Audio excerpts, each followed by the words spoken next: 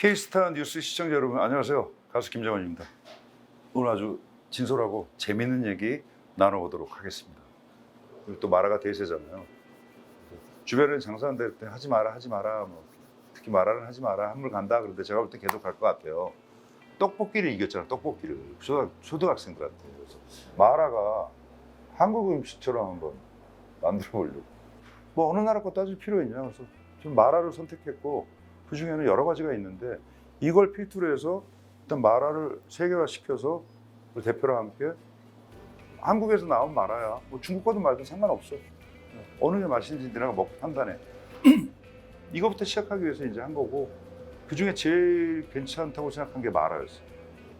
살아오면서 이렇게 한번 해볼까 하고 못 해본 기억이 잘 없어요. 그러니까 지금 이런 건 있어요. 공연을 내가 다시 일으켜서 다시 올림픽 주경기장 가서 5만 명, 10만 명을 동원해서 해야지. 이거는 안 될 수도 있어요. 그거는 노력한다고 되는 게 아니에요. 운도 따라야 하고 대중을 상대로 하기 때문에. 근데 장사나 사업은 그래도 100을 쏟아부으면 최소한 70은 나오더라고요. 노래는 100을 쏟아부어도 제로가 되는 경우도 있고 그냥 10 정도 힘줬는데 갑자기 200이 나오는 경우도 있고 그쪽 세상은 우리가 어떻게 할 수 있는 게 아니에요. 근데 기업은 어느 정도 손익분기로 뭐가 나오잖아, 계획표가. 노래는, 음악은 계획표를 짜서 뭐 뮤직비디오 내고 얼마를 들여서 하고 했지만 안 되는 경우도 있고 그냥 던졌는데 갑자기 역주행해서 뭐 되는 경우도 있고 그렇게 팔자가 바뀔 줄 누가 알았겠습니까? 오히려 사업적은 좀 한 만큼 나오니까 깔끔하다. 저로서는 편하다. 그래서 사업을 시작한 거죠. 지금은 허언이 될 수 있어서 얘기는 안 하겠지만 시간이 지난 후에 만약에 한 3년 후에 제가 기자님과 다시 인터뷰를 할 때 지금 이런 상황이 이루어졌는데 당신은 그럼 그 이태원에서 했던 마라에서 어떤 식으로 해서 여기까지 온 거냐, 다 관계가 있는 거냐 하면 제가 풀어드릴게요. 재밌을 거예요. 지나고 나서.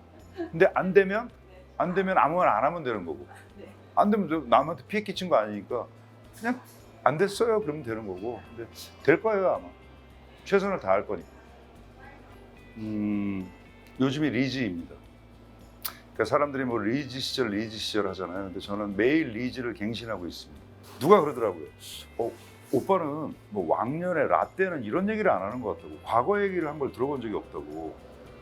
생각해보니까 그렇더라고요. 그러니까 저는 항상 오늘하고 미래를 생각하지 과거를 거울 삼아 내일로 가긴 하지만 사람들한테 뭐 옛날 얘기를 잘 안 한 것 같아요. 왜냐하면 늘 오늘이 좋았어요. 그러니까 과거는 진짜 좀 리즈 시절? 저한테 가장 힘들고 가시밭길이 남들이 말하는 리즈 시절 가장 좋았던 찬란했던 인기 가수였고 뭐했고 이럴 때 있잖아요. 정신적으로는 정말 거의 멘탈이 뭐 살아있는 게 기적일 정도로 힘들었었어요.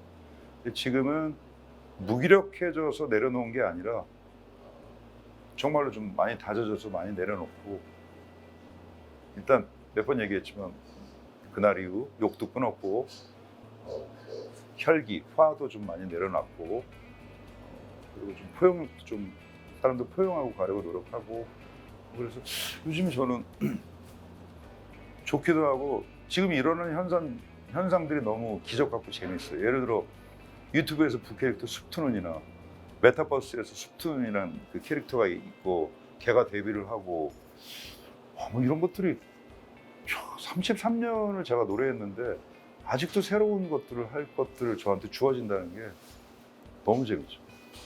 원래 그 이제 유튜브에서 저를 조롱하기 위해서 숲투눈이라는 걸 만들었는데 그게 뭐냐면 한문으로 쓰면 김장훈이 쇠금자 하면 숲 같잖아요.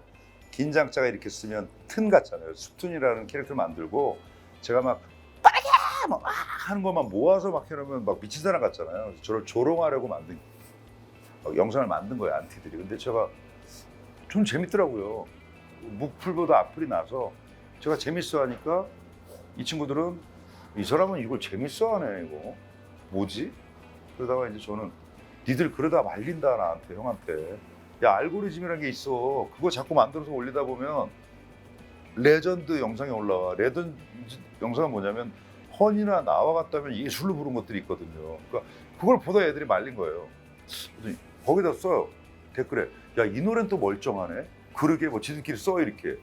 이게 같은 김장훈이 맞아? 그러니까 그 두 개의 자아가 된 거예요. 숲툰이라는 자아 있고 뭐 노래하다 보니 야 또 숲 나온다 숲 나온다 안 나왔네 안 나왔네 아 숲 나와야 되는데 오히려 아쉬워하고 공연할 때도 요즘에 숲트론 때문에 공연의 10대 점유율이 20%가 넘어가요. 내일 저 인천 고잔여고 축제 가잖아요. 그래서 그 친구들이 이제 안티들이 다 팬이 된 그런 케이스고 결국 메타버스에는 되게 이제 아이돌들이 많이 하잖아요. 근데 진짜 모두의 예상을 깨고 숲트론이 그쪽에서 좋겠다 했는데 처음에 동접이 5천 명이 터졌어요. 동접, 동시 시청이 난리 났었죠. 저도 이게 이거 뭐지 이거? 저는 제가 30년 노래했지만 김장훈으로 영상 올려도 2,000원 이렇게밖에 안 나오고 저를 모창하고 이런 애들이 올린 거 300만, 100만씩 나오거든요. 지금 그 친구들이 역주행 시켜준 곡이 4곡 되거든요. 노래 안 불렀지, 허니, 슬픈 선물, 또 하나 뭐더라? 소나기. 근데 허니 같은 경우는 한 2달 전에도 김장훈 전성기 시절 뭐 3옥타브 덜덜덜 쭈쳐 올라왔는데 바로 300만. 야, 말이 300만이지. 인구 5,200, 300만에서 말도 안 되는 거죠. 그러니까 어떻게 보면 숲트룬을 만든 친구들이 저를 제 가수 생활 최고의 복은 숲트룬이에요. 어차피 영광과 고뇌는 다 지나가는 건데 33년 노래한 가수가 뭐가 남아있겠어 새로울 게. 숲트룬이 있었기 때문에. 그래서 가끔 노래할 때 야, 이 곡은 김장훈으로 가, 숲트룬으로 가. 숲트룬이요, 알았어. 빠르게! 막, 으아! 내가 숲트룬이다! 그러고 막. 이 계획은 10년 전부터 시작이 됐어요.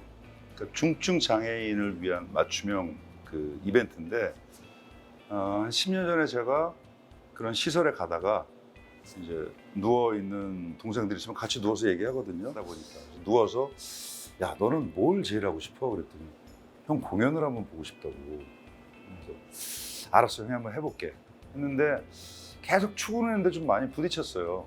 뭐 이렇게 지자체나 이렇게 건의를 하면 안전이나 아무래도 오는 비장애인들의 뭐 시선이나 뭐 더 안 좋지 않을까 등등 여러 가지 이유로. 근데 이번에 여러 가지 과정을 거쳐서 처음으로 10년 만에 약속을 지키게 됐죠. 그래서 그 친구의 웃는 표정은 잊을 수가 없습니다. 정말 너무너무 행복해하는 모습을 보고 그래서 구성한 게 이제 이번엔 나들이다. 누워서 가는 나들이 해서 덕수궁에 가자. 그래서 또 침대를 끌고 나와서 함께 덕수궁에 갔죠. 저는 참고로 장애인에 대한 측은지심이 없습니다. 그냥 누가 누구를 측은해야 할 권리는 없다고 생각해서 그냥 그 사람들이 살아가는 그 세상의 우주.